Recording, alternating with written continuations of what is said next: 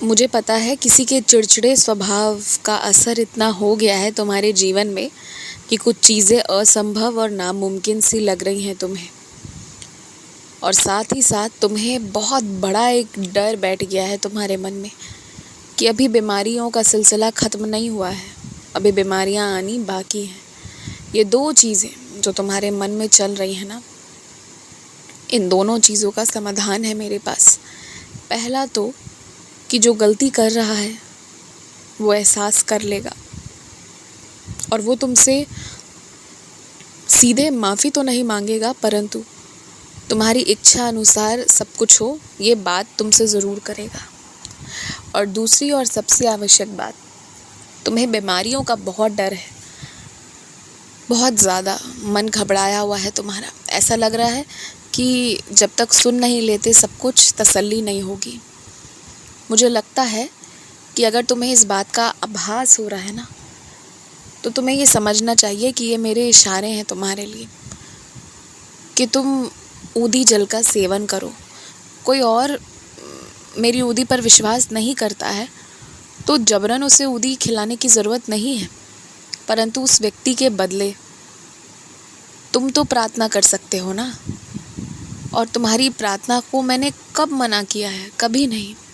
तुम्हारी प्रार्थना अनसुनी मैंने कभी नहीं की है, तो इस बार कैसे करता? इस बार भी नहीं होगा। तुम बस दिल से प्रार्थना तो करके देखो। और सुनो, तुम दुनिया के जिस भी कोने में जाने का सोच रहे हो, जो भी नई सारी चीज़ों का अनुभव करने का सोच रहे हो, सब ठीक है, सब अच्छा है, लेकिन अपनी जड़ों को कभी मत भूलना। किसी के लाख कहने पर भी ना अपने आप को इस कदर मत बदल लेना कि अपनी ही रीत रिवाज भूल जाओ। ऐसा कभी मत होने देना। सबके रीत रिवाजों का सम्मान करना जो मैंने तुम्हें सिखाया है, परंतु जो तुम्हारे हैं ना, अपनी जड़ों को कभी मत भूलना और उसके प्रति भी उतना ही समर्पण, उतना ही श्रद्धा रखना जितना बाकी सारी चीज़ों के लिए रखते हो। और पानी से जो तुम्हारी प्रेम भी है एक और दूसरी ओर डर भी है, तो मैं ये डर निकलवा दूंगा। देख लेना। तुम प्रत्येक दिन गंगा मैया की या तो आरती सुना करो या केवल कुछ देर ध्यान लगाकर उनका शुक्रिया इस बात के लिए करो बस कि आज तक उन्होंने जाने कितने बार अपने स्पर्श से तुम्हारे पाप को मिटाया है। और शुक्राना इसलिए भी करो उनसे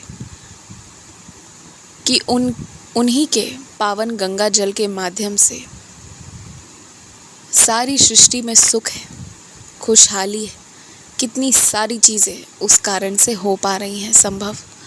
तो बस उन्हें शुक्रिया कहो।